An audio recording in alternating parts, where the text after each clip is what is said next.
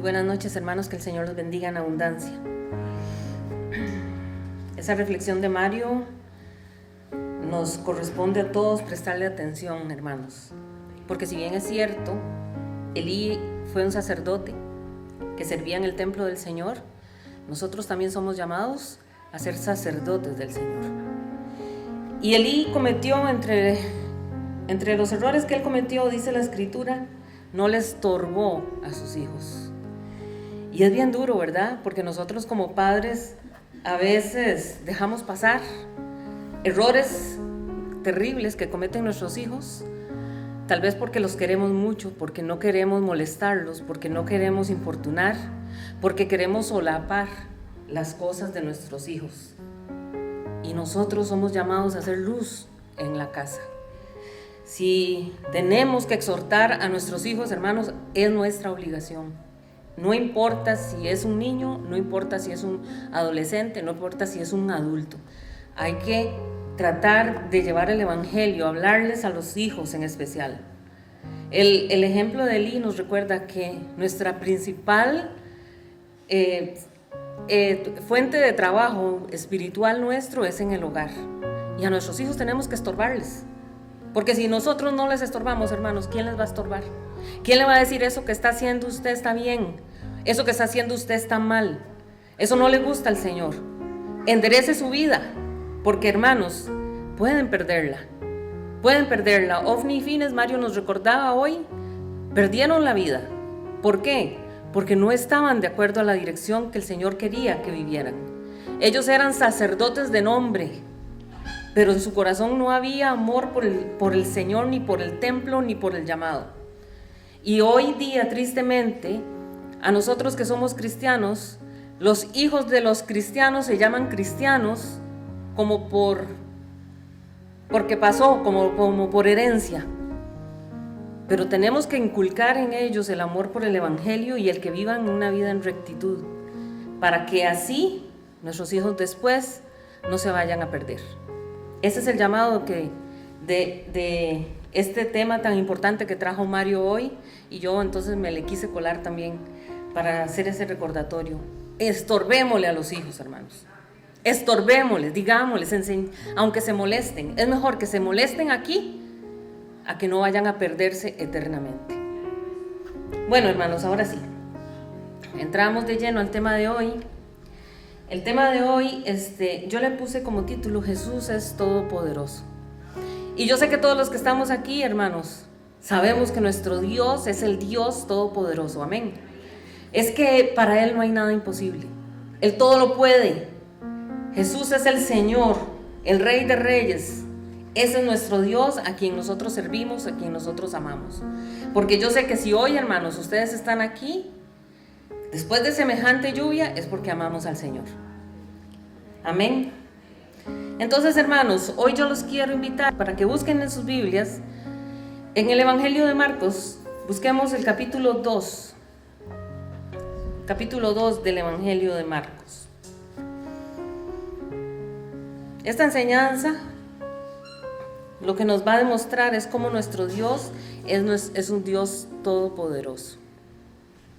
La palabra todopoderoso significa que Él tiene poder sobre todas las cosas, sobre las situaciones que estemos viviendo, sobre los poderes que hayan en este mundo, sobre todos los seres humanos. Es que no hay nadie que se escape al poderío de Cristo. Nadie está por encima del poder del Señor. Eso significa entonces, hermanos, si nuestro Dios es todopoderoso, si nuestro Dios, Él es capaz de hacer cualquier cosa, eso significa que Él puede, hermanos, traer libertad a nuestra vida.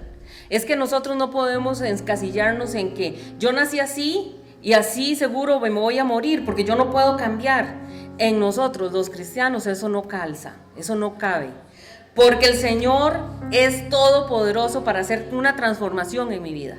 Él puede traer libertad y Él puede traer sanidad a mi vida. Te puede traer liberación a mi casa, a mi familia. Y entonces Cristo, en cualquier tiempo, en cualquier lugar donde Él se ubique, Él es un Dios de milagros. La escritura dice que el Señor es el mismo ayer, hoy y por los siglos. Y uno dice, este problema que tengo, este problema tan duro, ¿cómo me hubiese gustado que Jesús estuviera aquí en la tierra para irlo a buscar y pedirle que me ayude? Es que Él es el mismo, hermanos. Y ese Jesús que caminó hace 2000 años allá en las calles de Israel, es el mismo que está hoy aquí con nosotros. Amén. Él tiene el poder, el mismo poder que manifestó hace 2000 años lo tiene hoy. Y nosotros como iglesia creemos eso, para la gloria de Dios. Porque tristemente, hermanos, tristemente, hay iglesias que ya no creen en el poder de Dios. Hay iglesias que aunque creen en Jesús, no predican, no enseñan acerca del poder sobrenatural de Dios. Hay iglesias que aunque predican y creen en el Espíritu Santo, no creen en el poder y el mover del Espíritu Santo en la iglesia de Cristo hoy. Pero bendito Dios que nosotros somos una iglesia que creemos que nuestro Dios es el mismo que fue ayer, el que es hoy y el que será mañana. Amén. Entonces la Biblia nos enseña eso, Él no cambia. Jesús no cambia, Jesús es el mismo. Y así como es el mismo que sigue haciendo milagros. Tenemos que quitarnos ese chip de que ya los milagros pasaron. Esos son gente que cree eso, pero nosotros creemos que nuestro Dios sigue haciendo milagros hoy. Entonces Marcos, ¿ya lo tienen, hermanos? Marcos capítulo 2, y vamos a ubicarnos en el versículo 1. Dice así: entró Jesús otra vez en Capernaum después de algunos días, y se oyó que estaba en casa. Entonces yo quiero aquí que lo primero que vamos a ver es la frasecita que está ahí. Dice que Jesús estaba en casa. Y esto es bonito porque no dice Jesús estaba en una casa o Jesús estaba en la casa. Dice Jesús estaba en casa. Eso significa que Jesús estaba en su propia casa, ¿verdad?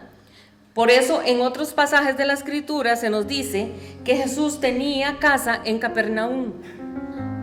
Y de esa casa en Capernaum, Él hacía sus giras, sus viajes evangelísticos. Él salía de Capernaum, salía de su casa, se iba y hacía un recorrido a ciertas ciudades, pero luego volvía nuevamente a Capernaum, a su casa. Ahora, yo quisiera que también leyéramos, pasemos al capítulo siguiente, el capítulo 3, y leamos también el versículo 1. Dice así, el verso 1: otra vez entró Jesús en la sinagoga, y había allí un hombre que tenía seca una mano. Entonces, en el verso anterior leímos que Jesús entró a la ciudad de Capernaum. Y ahora en este otro verso del capítulo siguiente leemos que Jesús está entrando, pero a una sinagoga. Sigamos con el verso 7. Mas Jesús se retiró al mar con sus discípulos y le siguió una gran multitud de Galilea y de Judea. Entonces vimos que Jesús primero estaba en la ciudad llamada Capernaum, luego lo vemos entrando en una sinagoga y ahora lo vemos que está en el mar con sus discípulos. ¿Qué quiero decir con esto, hermanos? Lo que quiero mostrarles es que ya sea que esté Jesús en la ciudad, ya sea que esté Jesús en un templo, en la sinagoga, ya sea que esté Jesús en el mar, ya sea que esté Jesús en el desierto, Jesús hacía milagros donde Él estuviera. ¿Se dan cuenta? Y Jesús lo sigue haciendo hoy. Hoy está aquí y hoy puede hacer milagros. Jesucristo sigue haciendo milagros. Ahora leamos los versos 7 y 8. Mas Jesús se retiró al mar con sus discípulos y le siguió una gran multitud de Galilea y de Judea, verso 8, de Jerusalén, de Idumea, del otro lado del Jordán y de los alrededores de Tiro y de Sidón. Oigan, oyendo cuán grandes cosas hacía, grandes multitudes vinieron a él. ¿Se dieron cuenta qué montón de ciudades iban a donde estaba Jesús? Vamos a ver. Dice que de Galilea, de Judea, de Jerusalén, de Idumea, del otro lado del Jordán, de los alrededores de Tiro y de Sidón llegaba la gente y eran grandes, grandes multitudes.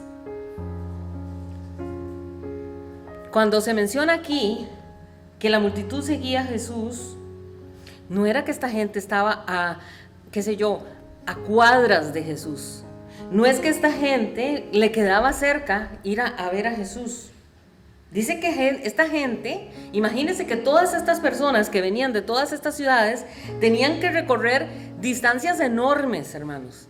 Distancias enormes. Y en ese tiempo no había buses, no habían aviones, no habían carros, no habían motos, no habían bicicletas. Ellos recorrían esas grandes distancias a pie, hermanos. A pie.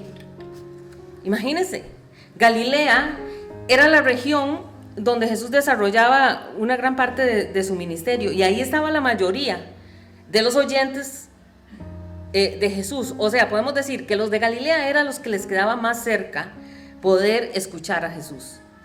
Pero resulta que también nos habla de Judea y de Jerusalén. Oigan, y desde Galilea, para tomar apenas una referencia, hasta Jerusalén, o sea, habían más de 100 kilómetros, hermanos. Más de 100 kilómetros. Lo que, imagínense ¿qué podemos decir que puede caminar una persona así? Bueno, no nosotros, ¿verdad? Nosotros no, pero la gente de antes. ¿Qué podría caminar por día? Yo calculo que, ¿qué? Unos 25 kilómetros. ¿Verdad que sí? Esta gente caminaba mucho y estaba muy bien. Pongamos que 25 kilómetros por día, que eso ya es bien serio, ¿verdad? Esta gente se llevaba por lo menos 4 días caminando bajo el sol, en una calle que no estaba pavimentada, en una calle polvorienta, desértica. Y ya muchos de nosotros hemos sentido lo que es caminar en un desierto. Es horrible y difícil. Uno da un paso para adelante y 3 para atrás. Y aún así esta gente caminaba 100 kilómetros, hermanos. Idumea estaba al sur de Judea. Quedaba más lejos todavía que Jerusalén. Era otra región que era semidesértica, era casi un desierto. Tenían que pasar un desierto para poder ir a escuchar a Jesús. Dice que del otro lado del Jordán, la gente del otro lado del Jordán era la gente de Perea. Y tenían que cruzar el Jordán, imagínense, para poder ir a escuchar al Señor.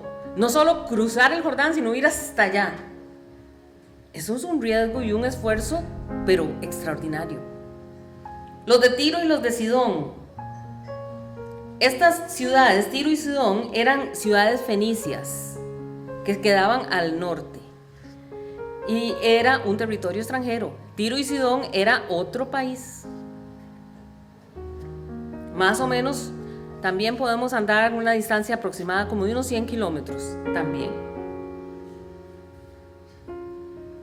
Y esto hay que analizarlo, porque vea la fama que tenía Jesús, que esta gente hacía esos recorridos, cruzaba ríos, cruzaba fronteras, pasaban de un país a otro para poder ir a escuchar al Señor Jesús hablar. Y no solo judíos, dice, también gentiles, como los de Tiro y los de Sidón. Todo el que escuchaba hablar de Jesús hacía todo su esfuerzo para ir a buscar al Señor. Y muchas de esta gente hacían esos esfuerzos enfermos, con problemas serios. Esta gente realmente hacía un sacrificio por llegar a ver a Jesús.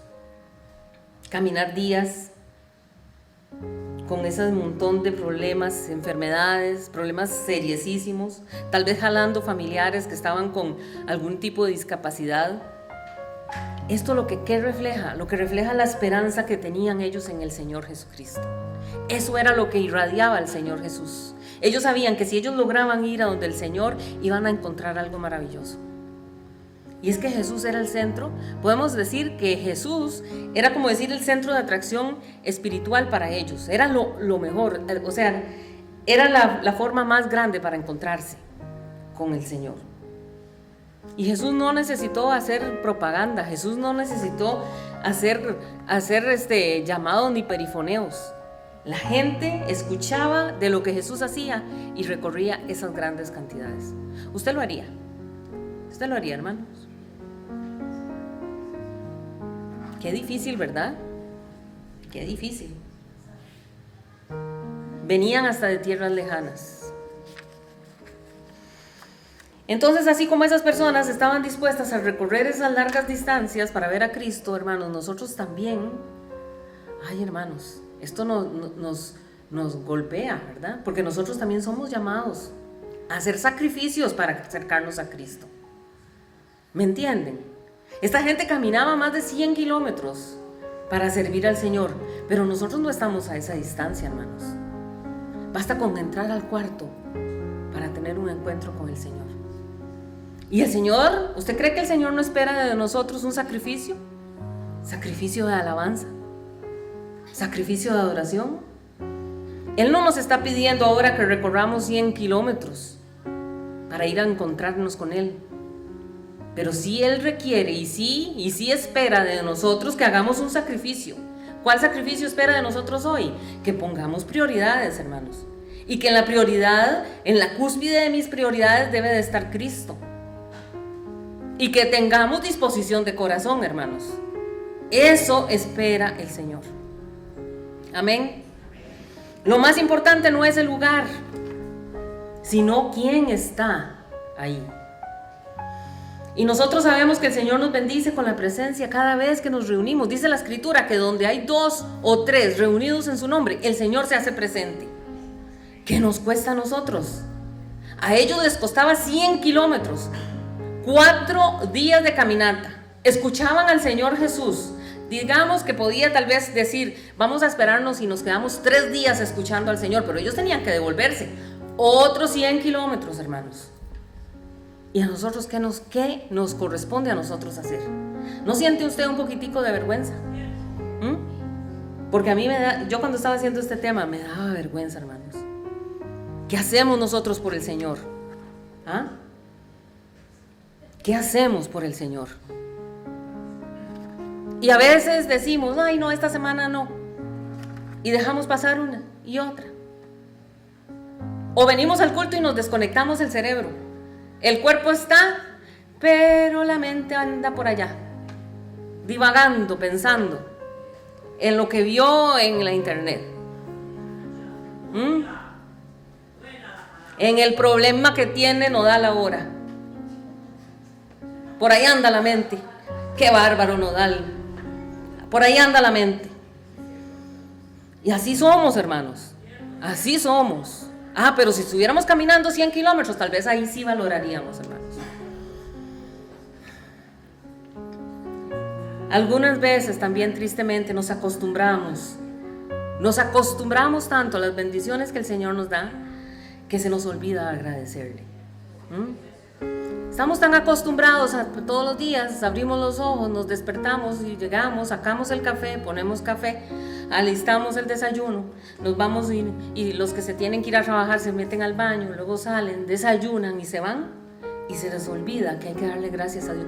Tuvimos la oportunidad de desayunar. Teníamos algo que poner en la mesa y teníamos la salud para poder tragar el cafecito y podernos tragar el pintito. Se nos olvida ser agradecidos. Y Dios a nosotros nos ha dado tantas bendiciones, hermanos. Nos ha dado tantas bendiciones. Vean, solo la bendición de poder adorar al Señor.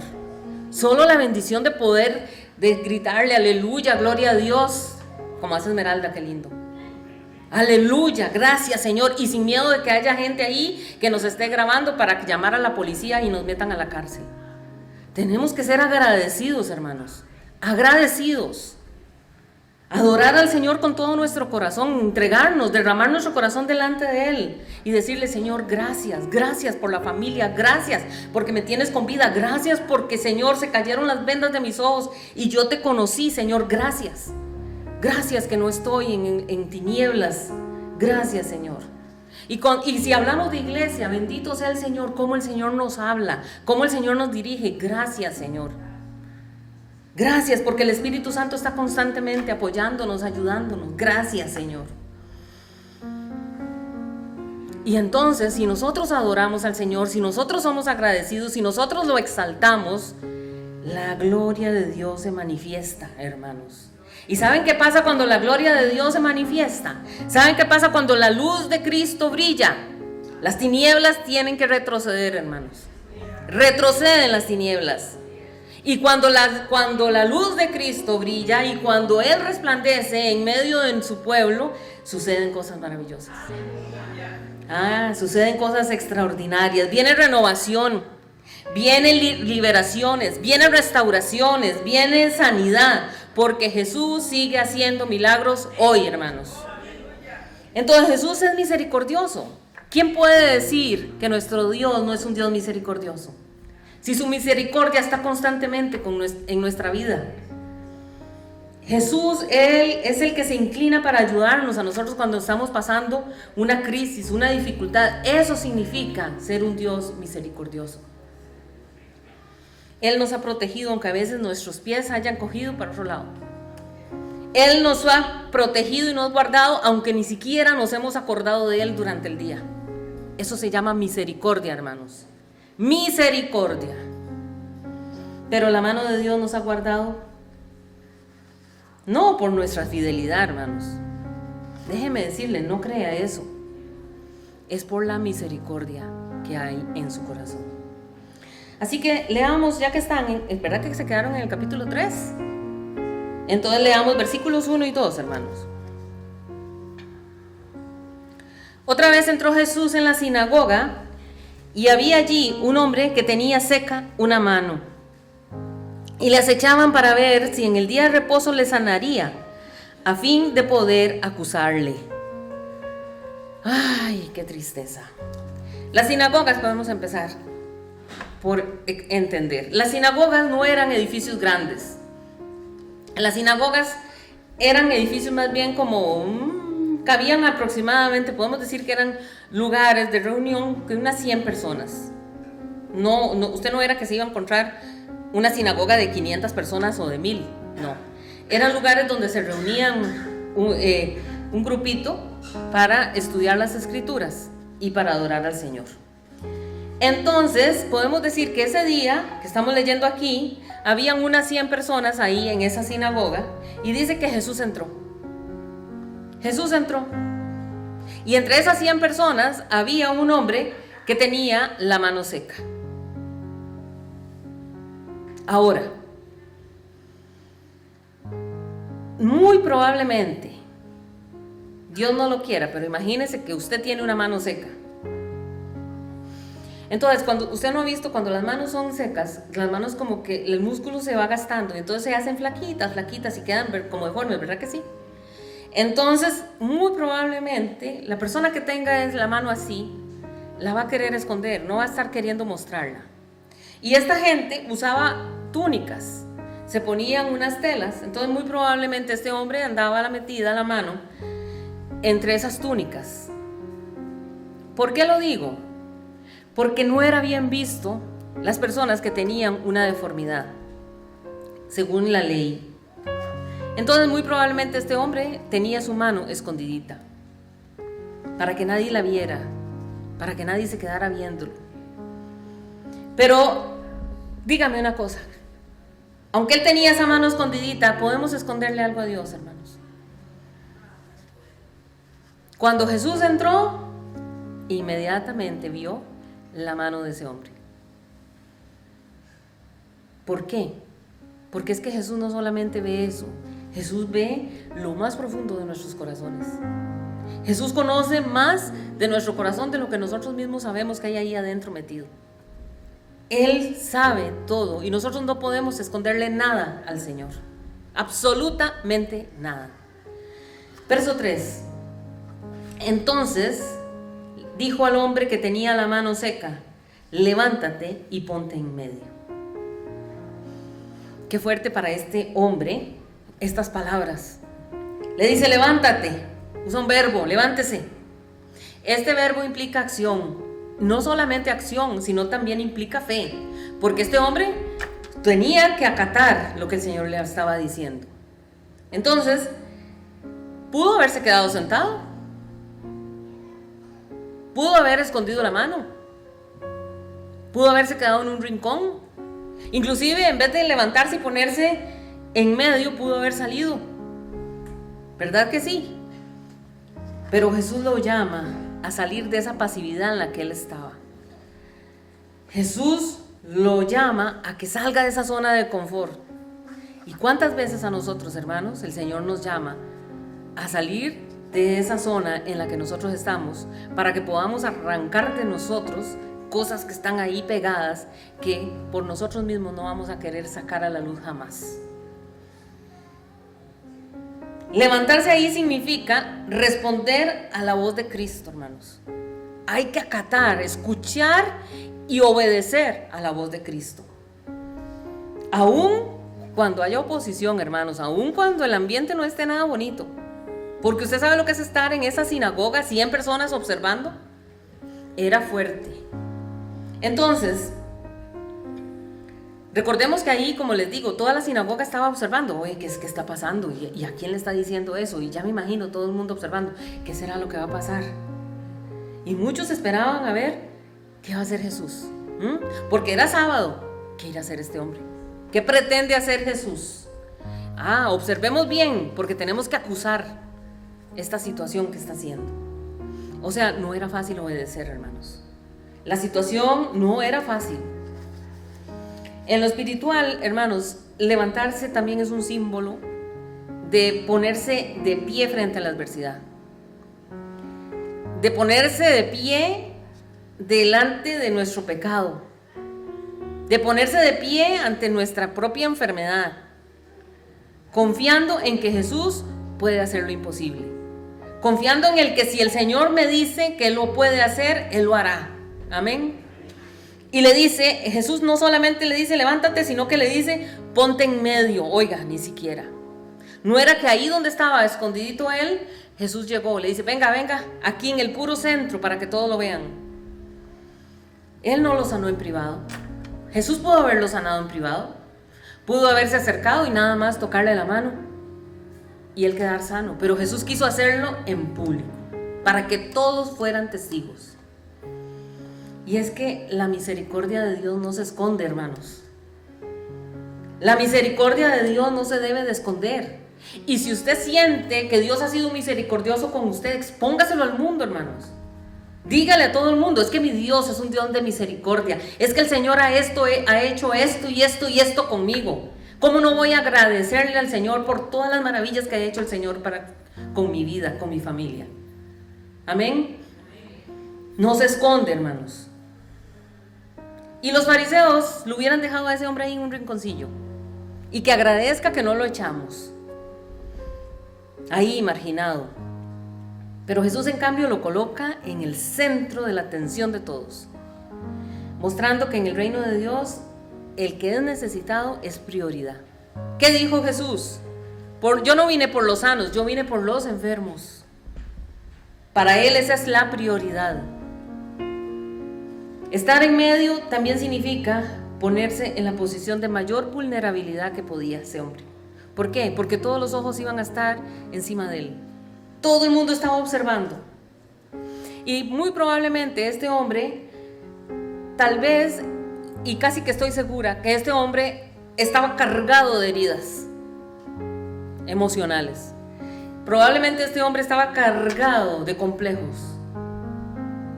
La Biblia no nos dice cuánto tiempo pasó este hombre con la mano seca, no se dice nada. Seguramente dentro de la misma mentalidad judía lo habían señalado a ese hombre.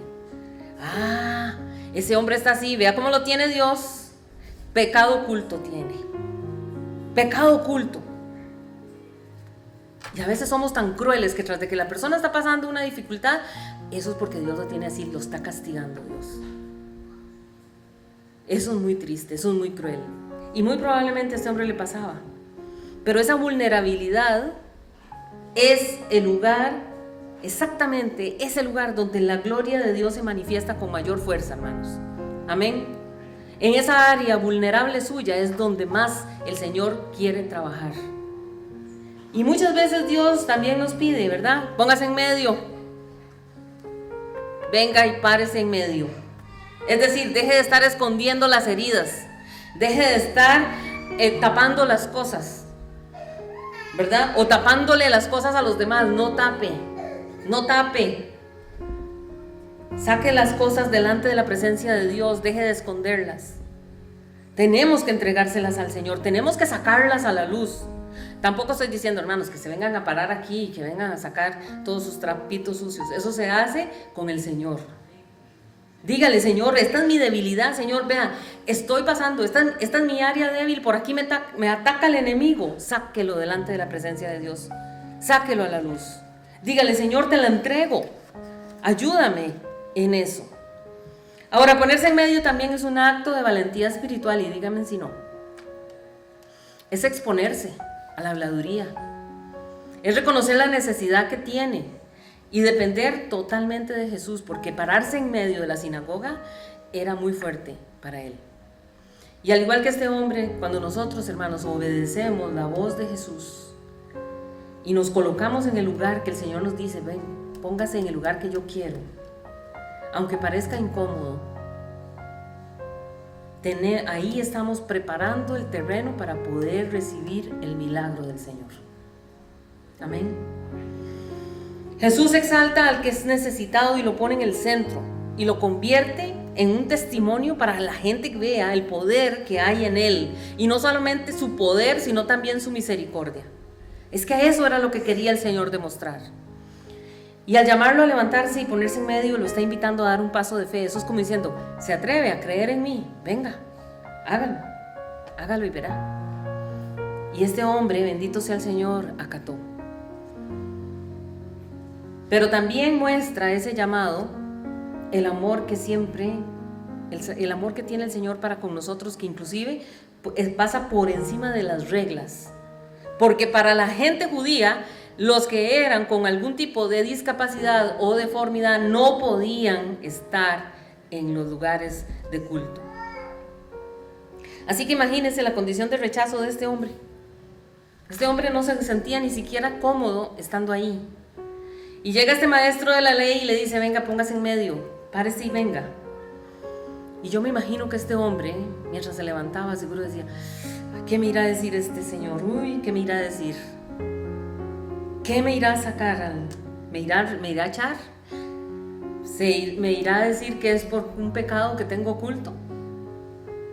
Y la Biblia no dice que Jesús le insistiera. No dice la Escritura que Jesús le tuvo que decir 2 o 3 veces. Le dijo una vez: venga. Y él fue. Lo obedeció inmediatamente. Entonces él se levanta de su silla y se pone en medio con su manita seca. Y lo maravilloso es que usted, al igual que este hombre, usted acata la voz de Dios, y usted se pone en las manos del Señor. El Señor nunca nos va a avergonzar. El Señor no quería pararlo a él en el centro para avergonzarlo o para humillarlo, como si lo hubieran hecho los fariseos. Él no lo quería avergonzar. El Señor siempre va a querer llegar a nuestra vida para traer restauración, porque nuestro Dios es un Dios misericordioso. Todo lo que el Señor haga para con nosotros es para transformación. Así que tenemos que aceptar la exhortación. Tenemos que aceptarla. Y este hombre no se imaginaba que ese día, él jamás creyó que ese día que se alistó, se levantó y dijo: voy a ir a la sinagoga. Jamás creyó que ese día Dios le tenía preparado una sorpresa. Jamás. Porque Dios a nosotros nos sorprende, hermanos, con bendiciones. Y esa manera como el Señor sorprendió a ese hombre, el Señor también puede sorprendernos a nosotros también. ¿Entienden? Cuando usted toma esa decisión de obedecer a Jesús, prepárese, porque Dios lo puede sorprender en cualquier momento, hermanos. En cualquier momento llegan las bendiciones del Señor a nuestra vida. Y si Dios dispuso a hacerlo, Dios lo hará. No hay nada que pueda interponerse.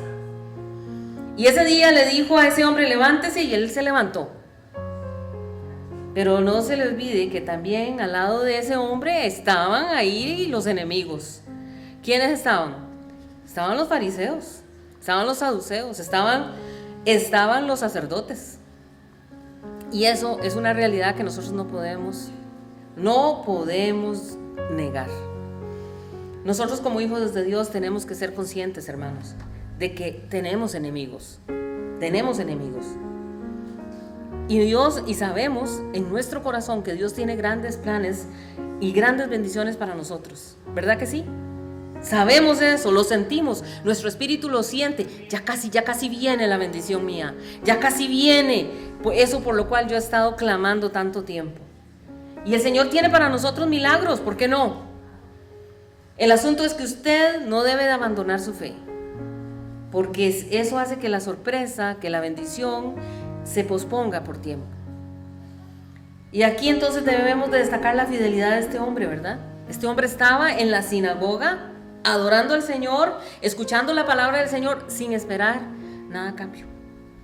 Él iba a la sinagoga porque él quería escuchar del Señor. No sabía que ese día Jesús iba a entrar. Pero también el enemigo va a querer entorpecer lo que Dios ha planeado para usted y para mí. Eso téngalo por seguro. Porque la Biblia dice que el enemigo acecha como un león rugiente, buscando a quien devorar.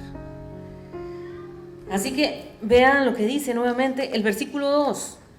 Y le acechaban para ver si en el día de reposo le sanaría a fin de poder acusarle. ¡Qué barbaridad! Ellos no le importaban si ese hombre se sanaba o no. Ellos lo que querían era que lo haga para acusarlo. Esos escribas, esos fariseos, esos maestros de la ley, esos sacerdotes, lo que habían llegado ahí a ese lugar era a oponerse a la obra de Dios. Los que se supone le servían a Dios. Porque Cristo había entrado a la sinagoga. Y dice la escritura clarísimo, le acechaban. Justamente como un animal de esos de presa. Como un león. El verbo aquí que se usa para acechar significa vigilar con intención maliciosa. Como puramente como un cazador cuando está tratando, observando a la presa a ver en qué momento la ataca. Entonces, en lugar de ir a la sinagoga para buscar a Dios, los fariseos fueron con un corazón lleno de una mala intención terrible. Este es el momento, tenemos que agarrarlo aquí. No estaban oyendo nada de lo que estaba pasando. Entonaban cantos, ni siquiera cantaban. Esa gente lo que estaba era nada más prestando atención para ver en qué momento Jesús caía. Su religiosidad se había convertido más bien como un instrumento de condena, de control. Eso era lo que ellos vivían, esa era la fe que ellos vivían. Ellos ya sabían que Jesús tenía compasión. Ellos ya sabían que Jesús no se podía resistir cuando alguien estaba sufriendo. Entonces dijeron, este es el momento. Ellos sabían que Jesús muy probablemente iba a sanar a ese hombre. Por eso dice que le acechaban. Veían el amor de Jesús como si fuera un delito, hermanos. Vea qué tristeza. La misericordia del Señor como si fuera un pecado. Y esto es irónico, ¿verdad? Porque el que debería de ser un motivo de gozo, ver a alguien ser sanado y decir, gloria a Dios, vea cómo se le arregló la mano, ahora este hombre va a poder trabajar bien, ahora va a sentirse libre, qué cosa más bella. Más bien lo estaban viendo como una oportunidad para acusar a Jesús. Entonces el propósito no era la verdad, no era la justicia, ni siquiera era la gloria de Dios, era atrapar a Jesús. Eso era todo. Y entonces vemos cómo aquí hay un corazón endurecido. Porque mientras Jesús pensaba en restaurar a un hombre, ellos pensaban cómo poder destruir a Jesús. Qué fuerte eso dentro de la iglesia de Cristo, ¿verdad? Y es que la palabra acusar conecta con... Vean, dice que ellos lo que querían era acusarlo. Y acusar inmediatamente nos recuerda a nosotros al espíritu del adversario. Porque resulta que Satanás significa acusador. Entonces, los fariseos estaban actuando con esa misma lógica, con la misma lógica satánica. Y este versículo nos enseña que siempre habrá quienes, en lugar de alegrarse por la obra de Dios, van a buscar siempre razones para criticar y para desacreditar a los que son de Cristo. Entonces el contraste es terrible, ¿verdad? Mientras Jesús busca salvar, ellos están buscando acusar. Ahora, esto también es un llamado de atención, ¿verdad? Porque cuando nosotros vamos a la iglesia buscando adorar al Señor, es maravilloso. Pero cuando nosotros estamos en la iglesia y se mete en nosotros una actitud de crítica, ay, hermanos, eso sí es terrible. Cuando estamos viendo a ver a quién juzgar, ay, hermanos, qué cosa más seria. Porque estamos teniendo el mismo sentimiento satánico que esta gente. Por eso nosotros como cristianos no debemos de prestarle a nuestra boca a estar acusando a los demás, a estar criticando a los demás, a estar calumniando. Cada vez que nuestra boca se abre para eso, se la estamos prestando al enemigo. Y estamos poniéndonos en el mismo lugar que Satanás, acusador. No nos convirtamos nosotros en instrumentos del diablo, hermanos. Para eso no nos llamó el Señor. Y estos hombres fueron a la sinagoga para ver si Jesús iba a hacer eso. Es que si sana, ya lo tenemos porque estamos en día de reposo. Ellos fueron al culto en la sinagoga para mirar qué malo iba a hacer Jesús. Imagínense. Y ese corazón estaba en una actitud muy diferente, la actitud del corazón que tenía el hombre de la mano seca.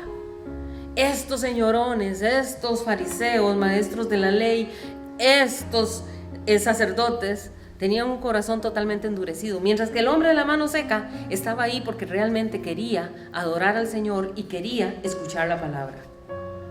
Porque ese hombre fue a la sinagoga. Él no estaba esperando nada a cambio. Qué cosas más distintas. Jamás creyó que ese día iba a recibir sanidad. Pero en ese mismo culto estaban esos otros criticando, juzgando. Y que Dios nos ayude, hermanos, para que nosotros seamos iglesia con un corazón manso, con un corazón humilde, un corazón que desee buscar al Señor. Entonces ahí sí seremos bendecidos, ahí sí seremos edificados. Y que no seamos como esos hermanos, ¿verdad? Que están en la iglesia y están pensando, uy, qué zapatos más feos andan. Qué cosa más horrible. ¿Cómo no le dará vergüenza andar así?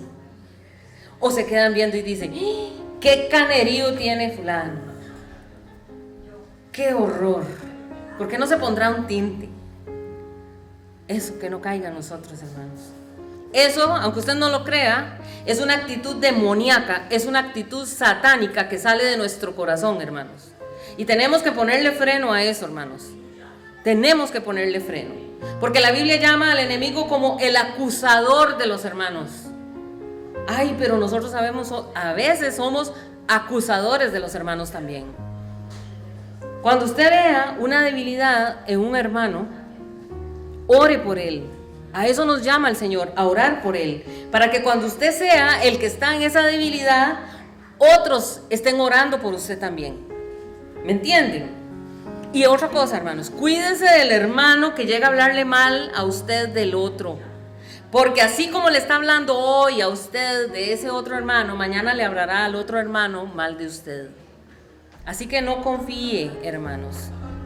Frenemos eso, hermanos. Frenémoslo. Ahora, el enemigo genera dureza de corazón. Esa es una de las cosas que hace el enemigo. Y es que esta gente, vean, los que estaban ahí tratando de acusar a Jesús eran escribas. Eran maestros de la ley, eran fariseos. Y los escribas era la gente que se encargaba de escribir, de transcribir las escrituras. O sea, si usted pasa, su trabajo es constantemente estar transcribiendo las escrituras, usted termina sabiéndose la escritura. Ellos se conocían la palabra. Los sacerdotes, los fariseos, se conocían la palabra. Los maestros de la ley se la sabían de memoria. Esta gente era la crema innata de la religión. Y a pesar de todo ese conocimiento, su corazón estaba endurecido como una piedra. Capítulo 3, verso 4. Entonces Jesús les responde y les dice: ¿es lícito en los días de reposo hacer bien o hacer mal? ¿Salvar la vida o quitarla? Pero ellos callaban. Con esta pregunta, el Señor aquí muestra la falsedad del legalismo que ellos viven.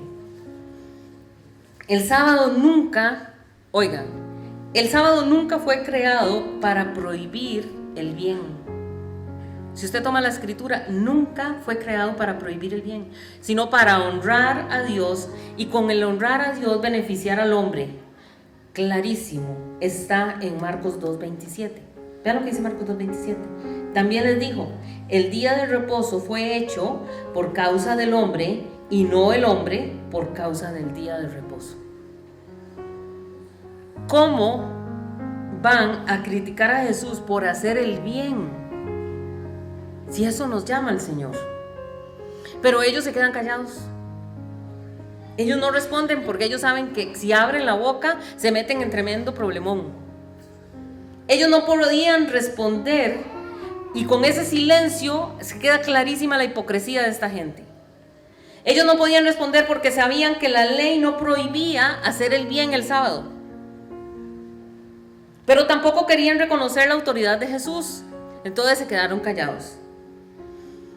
Ese silencio no es de humildad, no es como cuando uno se queda callado porque uno dice, ay Dios, sí, tiene toda la razón. Era un silencio de ser obstinados. Ellos no querían reconocer que Jesús tenía razón en lo que estaba haciendo. Y entonces se quedan callados porque sabían que si decían, es lícito hacer el bien, entonces Jesús tenía razón. Y si decían, no, no es lícito hacer el bien, entonces quedaban muy mal, quedaban como crueles. Entonces, la pregunta que les está haciendo Jesús es como retórica, ¿verdad? Él no está pidiendo una opinión, sino que Jesús lo que está exponiendo es la incoherencia de esos fariseos, esa incoherencia mental que tienen. Porque según la ley, el sábado era un día de descanso, pero nunca fue un día para impedir la misericordia. Amén.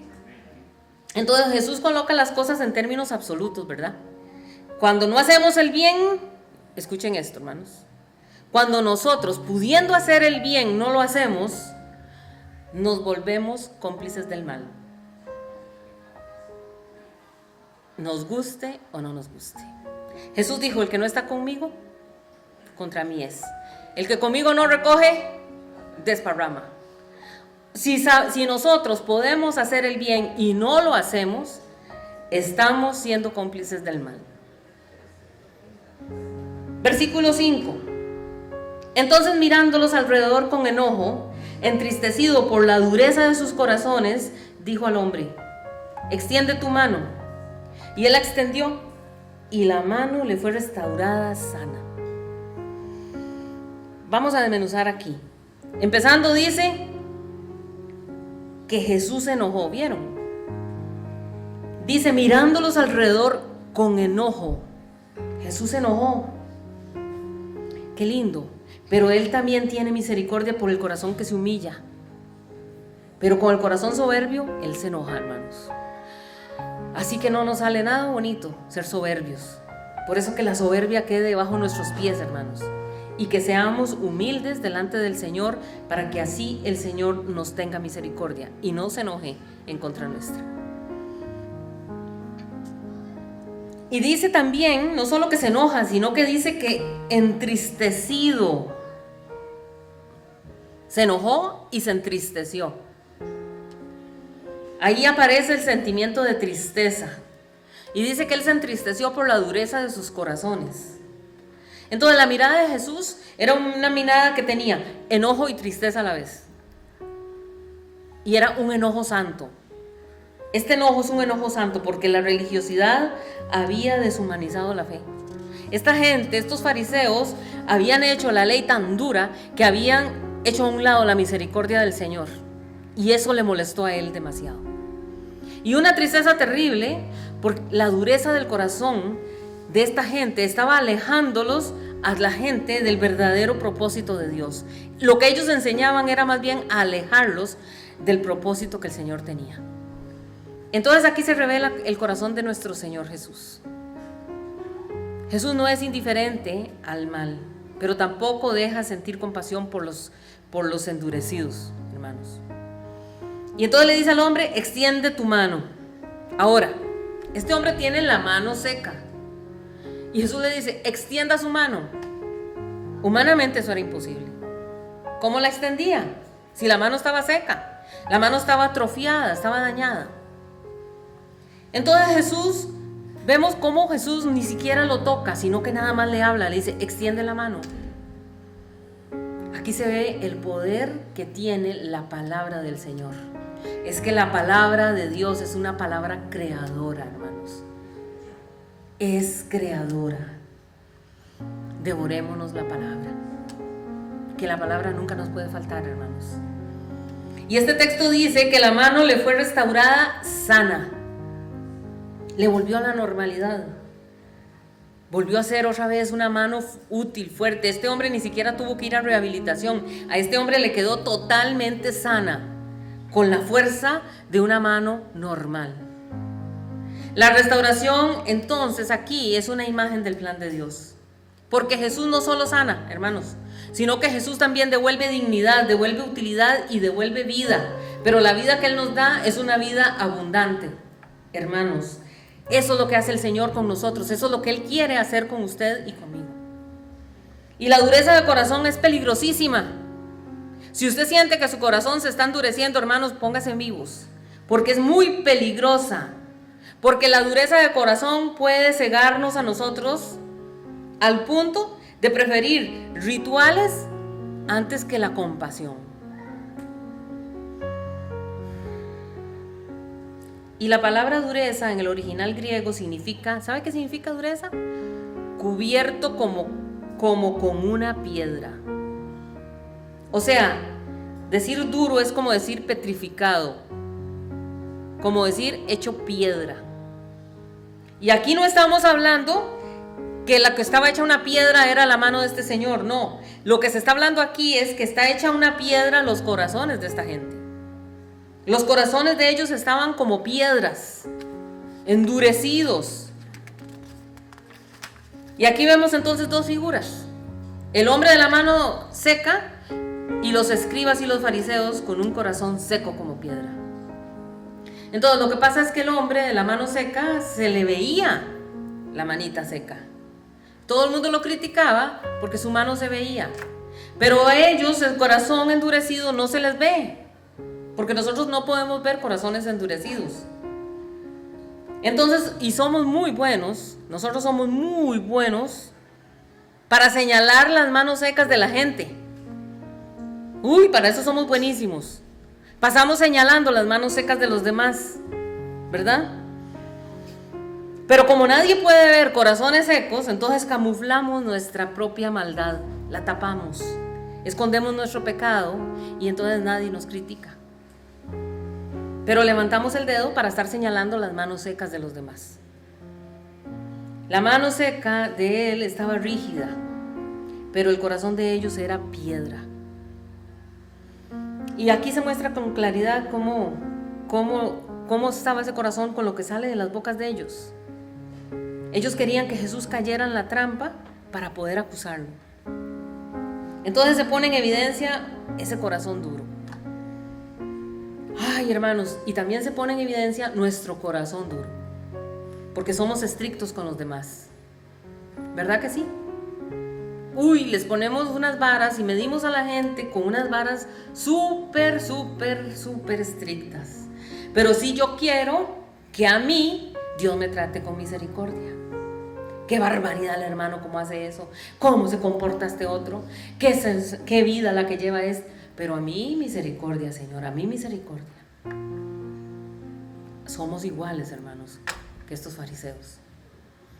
Y el enemigo busca muchas veces que el cristiano se comporte así. Y que lo vea como algo natural, como algo que no importa. Eso es lo que quiere el diablo, que caigamos en ese error.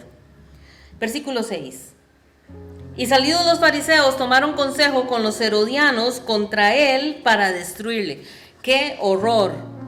¿Vieron? Fariseos y herodianos. ¿Cómo hacemos? Dígame. ¿A alguien se le ocurre algo? ¿Cuál es el plan? ¿Cómo lo vamos a quién mandamos? Vean, si en ese tiempo hubieran podido pagar sicarios, le pagan un sicario a Jesús. Como hoy día, tristemente.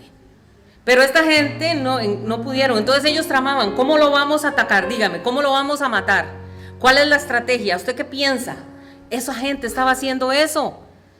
Estaba haciendo eso saliendo del culto. Uno no se imagina, hermanos, a dos cristianos hablando de esa manera. ¿Usted se los imagina? Que dos hermanos de aquí salgan y que comiencen a hablar mal del otro. ¿Cómo le hacemos? ¿Cómo lo exponemos? Eso no calza en la iglesia de Cristo. Pero la Biblia dice, usted dirá, yo jamás haría eso. ¿Cómo se le ocurre planear? ¿Usted conoce algún sicario? Oiga, ¿cómo hacemos para matar a aquel que me cae tan mal? Uno no piensa eso jamás, ¿verdad? Pero tristemente la Biblia, ¿sabe lo que dice? Que el que no ama a su hermano es un homicida. Analícese. ¿Usted es homicida, hermano? ¿Hermana? Somos homicidas. Es capaz que aquí hay un montón de homicidas y no nos hemos dado cuenta. Porque el que no ama a su hermano es un homicida.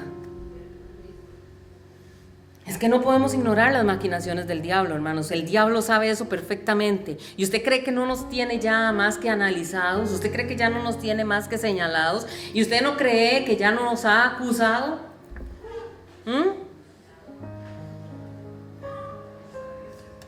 El enemigo no se va a ir a meter con el mundo. A el enemigo no le importa el mundo. ¿Usted cree que va a sacar tiempo para andar ahí tratando de atacar a la gente que está metida en el mundo? ¿Para qué? Si ya los tiene engañaditicos. El enemigo está viendo cómo atacar a la iglesia. Eso, los que estamos en la iglesia, eso sí les molesta. Y contra nosotros son los planes que tiene él. Y el enemigo es muy inteligente. No lo subestime, hermanos. Pero la palabra de Dios dice que aunque las puertas del infierno quieran atacar, no prevalecerán contra la iglesia. Amén. Y es que en la presencia de Dios lo cambia todo, hermanos. Por eso tenemos que clamar a Dios para que su presencia se haga manifiesta. Por eso nuestra oración es que se llene esta casa de su gloria, que se llene esta casa de su presencia.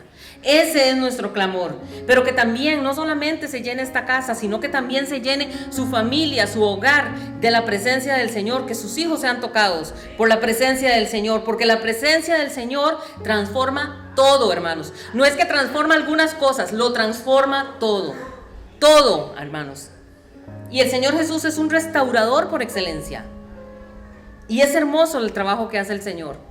Jesús le dijo al hombre, extiende tu mano, y el hombre le obedeció. Y dice que en el instante la mano le fue restaurada sana. Sana. ¿Se da cuenta todas las cosas hermosas que pasan cuando hay presencia de Dios? Versículos 7 y 8. Mas Jesús se retiró al mar con sus discípulos, y le siguió una multitud de Galilea y de Judea, de Jerusalén, de Idumea, del otro lado del Jordán, de los alrededores de Tiro y de Sidón, oyendo cuán grandes cosas hacía. Grandes multitudes vinieron a él. Entonces, después de un milagro tan tremendo, Jesús se va al mar con sus discípulos. Acaba de pasar ese milagro tan maravilloso delante de 100 personas que estaban en esa sinagoga. ¿Usted cree que la gente no salió hablando? Maravillados, déjeme ver la mano. ¿Cómo y qué sintió? Ya me imagino. Y dice que Jesús se va, se retira al mar con sus discípulos, pero dice que le seguía esa multitud, ya le dijimos, de todos esos lugares. O sea que ya ni siquiera era la gente de Israel, sino que era gente de otros países, de los alrededores de Tiro y Sidón. Y Jesús los seguían, dice, judíos y gentiles. Porque oían acerca de Jesús, acerca de su poder y de las obras tan grandes que él hacía. Oían acerca de Jesús y querían saber más de él. Vean, nosotros ¿cuántos años llevamos de estar aquí? Como 28, ¿verdad? Llevamos, digamos, 28 años, unos más, otros menos. Digamos que tenemos 28 años escuchando del Señor, pero dígame, ¿nos basta solo eso? ¿A usted le basta solo eso? Porque yo quisiera conocerlo más, hermanos. Yo quisiera poder acercarme más, conocerlo más, entenderlo más y poder sentirlo más. Y eso es lo que yo quisiera que también usted sienta. Ese deseo de decirle: Señor, yo no me conformo, yo quiero saber más de ti. Yo quiero sentirte, Señor, más. Quiero poder conocerte más. Porque no importa los años en el evangelio que usted tenga, usted cada día necesita conocer más de nuestro Señor. Conocerlo más. Ese es nuestro clamor. Y los que seguían a Jesús, dice, de corazón sincero, lo seguían. Esta gente que seguía a Jesús no pertenecía a la jerarquía religiosa. Ya sabemos lo que pensaban esta gente. La mayoría de esta gente no era de la aristocracia judía, tampoco era así los señorones, no, era gente humilde. Pero viajaban más de 100 kilómetros para ir a escuchar y conocer de Jesús. Esta gente caminaba días para conocer más del Señor. Y desde su casa, cada quien haga su análisis. De donde usted vive, ¿cuánto tiempo dura para desplazarse a escuchar al culto? No respondan, cada quien analice. Por eso, ¿por qué no hablamos con el Señor, hermanos? Y le decimos: Señor, aquí venimos. Señor, aquí venimos para tener un encuentro contigo, Jesús. Señor, reconocemos que esta gente fue extraordinaria. Y reconocemos, Señor, que hoy conocerte para nosotros es más fácil, porque tú estás en nosotros. Tú nos dejaste la palabra, la escritura, en la cual podemos conocerte cada día más. Por eso, Señor, hoy queremos adorarte. Por eso, Señor, queremos decirte, queremos conocerte más. Queremos que tu presencia se manifieste más.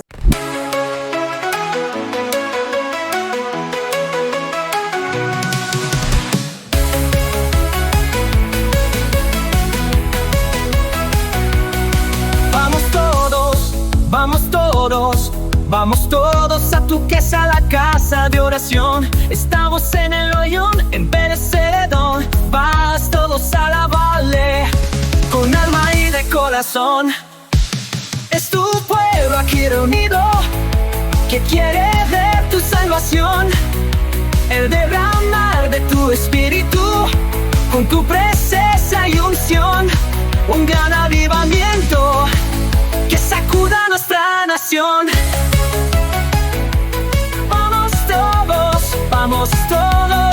Vamos todos a tu casa, a la casa de oración. Estamos en el hoyón, en Perecedón. Vamos todos a alabarle con alma y de corazón. Es tu pueblo aquí reunido, que quiere ver tu salvación. El derramar de tu espíritu, con tu presencia y unción. Un gran avivamiento que sacuda nuestra nación. Vamos todos, vamos todos, vamos todos a tu casa, a la casa de oración.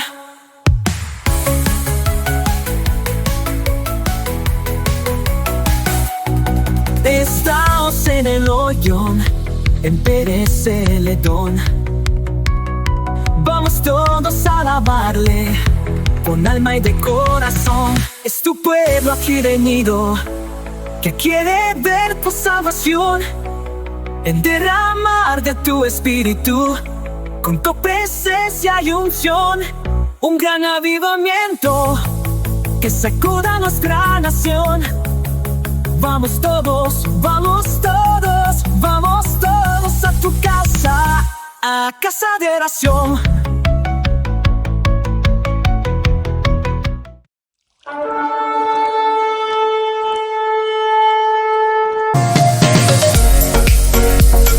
Saludos, bendiciones, somos Project King Studio Music, un proyecto de Dios y para Dios.